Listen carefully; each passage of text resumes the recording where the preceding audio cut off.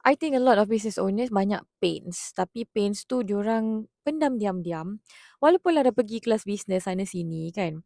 Let's just be honest, me myself I dah pergi kelas bisnes sana sini.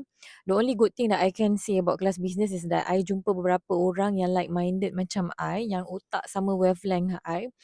Macam I ni, I boleh kata I tertarik dengan business owners yang diorang ni mantap power, ada masters, ada degree, scholarship JPA lah, apa benda lah semua. And yet, diorang leave diorang punya position yang ada bond, kerajaan lah, apa benda semua tu. Diorang sanggup bayar penalty sebab diorang nak buka bisnes.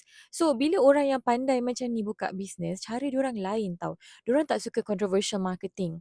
Diorang suka benda yang tried and tested and proven, and benda yang tak memalukan diri sendiri.